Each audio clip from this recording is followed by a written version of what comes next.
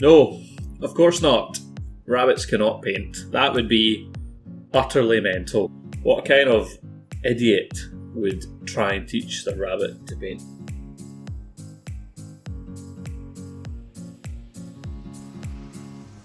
Alright, calm down. Calm down.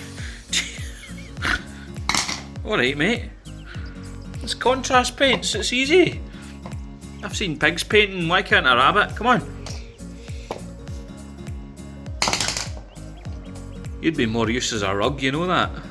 So, you may be wondering, what is the point of this video if he's not actually going to paint something? Well, although he can't physically paint the miniatures himself, he can, however, pick the colours that are going to be used to paint the miniature. And I'll do this by arranging a selection of his favourite treats on a plate.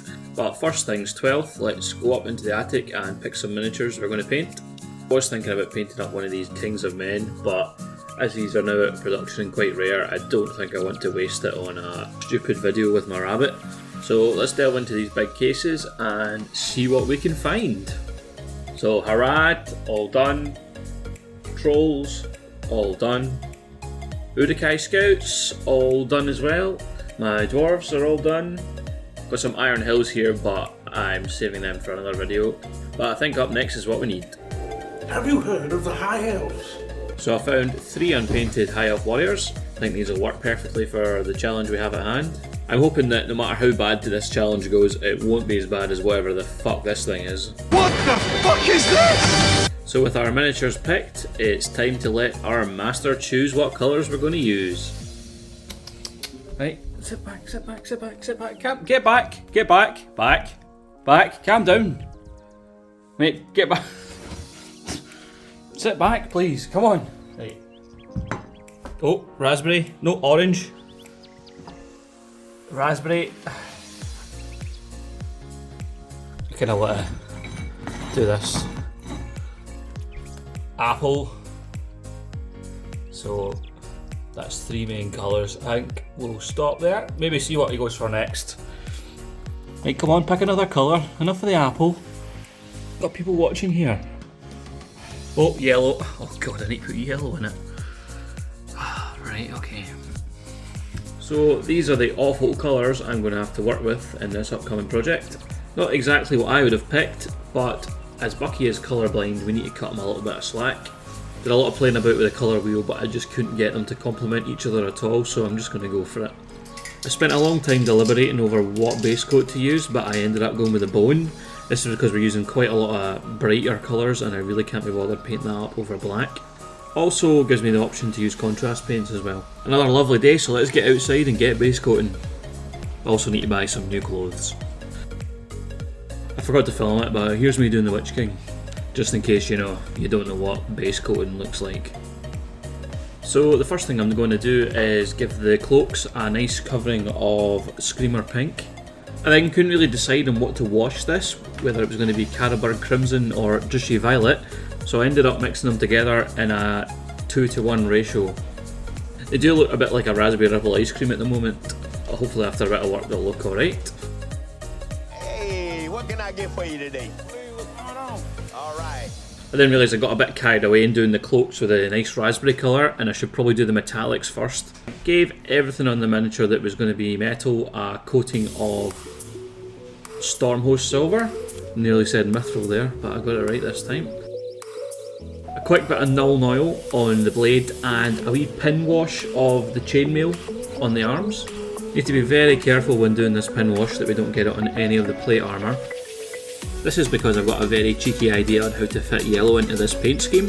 Instead of using the normal yellow colours to paint up some of the cloth or whatever, I'm going to do what I did in my Lothlorien army and paint a contrast paint over the silver. So I'm using Nazdreg yellow over the Mithril Stormhost silver base coat. I'm kind of trying to do the paint by numbers and just get it on the armour and nothing else. The less mistakes we make at this stage, the less rework we need to do later on. I was actually quite surprised by how this turned out. It actually ended up looking a lot like gold. I then dry brushed over the top with Mithril Silver, which was a big mistake as it looked awful. I ended up just covering it in Nazdreg yellow again. After that, it was onto the skin. This was done by simply using Cadian Flesh Tone, followed by a wash of Reichland Flesh Shade. Again, be really careful just to get it on the areas that matter. I then covered the base, the bows, the sword hilts and the quiver with Wildwood contrast paint. I then used the Wraithbone technical paint to cover up any mistakes I'd made.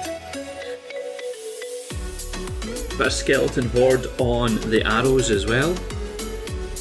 Then gave the sash around the waist a coating of Griffhound orange. So that's all the base coats done.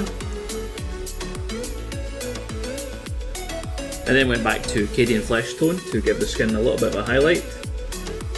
And used a 50-50 mix of Flayed One Flesh and Cadian Flesh Tone to highlight the skin even more. So this is where I went back to Screamer Pink to cover up any of the areas that had too much ink dry on them. I slowly highlighted up the cloak with increasingly more Fulgrim Pink being mixed into the Screamer Pink. I don't know what it was today, but I just couldn't manage to get a straight highlight done properly. I then got to the stage where I was pretty happy with what I'd done. However, I did give the cloak a final really light watered down wash of the violet and crimson just to tie it all together. I then mistakenly gave the armour a coating of Reichland Flesh Tone to tone it down. In hindsight, I shouldn't have done this as it got rid of the nice gold armour effect I had, but it still looked alright. And I know for a fact that these aren't going to win any prizes, but maybe I'll enter them into a painting competition on Bucky's behalf for the fun of it anyway. Put some PVA down on the base. I should have waited till the wash was dried before doing this, as I managed to get Geek Gaming Scenics all up the back of the cloak of the miniature, which meant I had to do more clean-up work than I would have liked. I gave the base rim a quick touch of Moonfang Brown. It was at this moment I also decided to highlight the wood with the Moonfang Brown as well. Once the base ready stuff was dry, I added some nice tufts from Tajima 1 Miniatures. I absolutely swear by his tufts as they stick straight to the base. You don't need to use any PVA or super glue to attach them. When the miniature was looking finished, that I realised I didn't want to be a big cheat and I actually wanted to include all 4 colours that I let Bucky pick. This meant that I had to do something with the apple colour, as a couple of feathers and a quiver is not acceptable. So I ended up just freehanding some silly wee patterns on the cloaks that look kinda elvish. Looking back, I should have probably highlighted these a little bit with some white added into the mixture. But they don't look too bad, and that's all that really matters, isn't it? So overall, I'm pretty happy with how these turned out. I enjoyed the challenge of picking colours that I normally would never paint with. I'm definitely a sucker for the colour wheel and always choosing complementary colours, so it's quite nice to be outside my comfort zone. So let me know what you think in the comments. Will you be trying a random paint challenge in the future? I'm just happy that in the end they've turned out better than the Ladybird High Elf, so we can get rid of him. Give Bucky a wee spot in the cabinet. I think I'll put him next to Morgoth. Nah, maybe down next to the Battle Company. There you go, Bucky. You've got your own wee spot in the cabinet. Until next year, next Easter special. Wonder what Bucky will paint next year, eh? Thanks for watching, everyone. Don't forget to like and subscribe, and remember to give my bell a good old ring.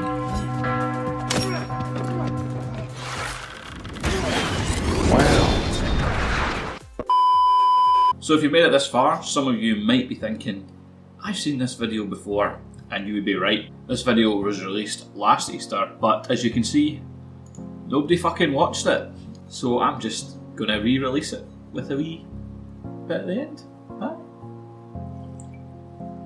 Still got the same bug. On a more serious note though, a wee PSA. At this time of year, a lot of people buy rabbits as pets, and up to 80% of rabbits bought for Easter will be abandoned or die within a year. They're not easy to keep, they need a lot of space, you can't just put them in a cage. That's like a misconception from the times when they were bred for meat. They need a lot of food, they need lots of attention. But the upside is they are very rewarding pets. Much more than you would think. They are very intelligent, they have massive personalities, follow you about the house, he'll miss you when you're gone, he'll come running to you when you go into a room, and if you're really lucky, you'll even get big rabbit cuddles. So if you are planning on getting a rabbit, do your research. There are amazing resources on YouTube, loads of different channels that show you exactly what they need. And if you're feeling extra generous, I'll put a link in below to a local rabbit rescue. You could send them a couple of quid, that would be very nice of you. Now, excuse me while I dig into this rabbit kebab, I mean normal kebab.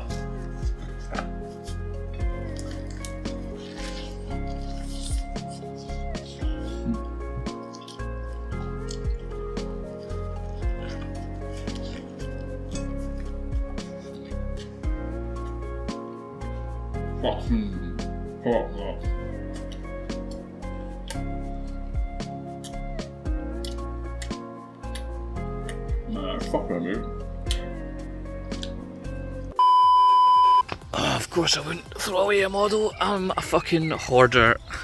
He will be converted up and fixed in no time. So, what can my rabbit do if he can't paint? Ow! Fucking bit me, you wee dick! So you may be asking yourself, what is the point of this video? To be honest, I don't really know. I don't know what to say. They've turned out alright, but I do think the colours look a bit too rich together. They look how I feel after eating a 6-pack of chocolate eclairs.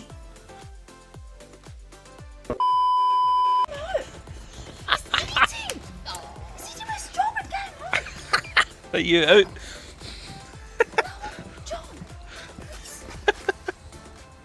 Like one. Oh! I can't breathe. You've got your leg on my throat. Oh, goodles. Goodles. Ah! You're choking me, Bucky. You're choking me. Oh man. Mate, you've got the whole house. The whole fucking house. And you choose to lie in your own shite all day. Life goals, eh? Life goals.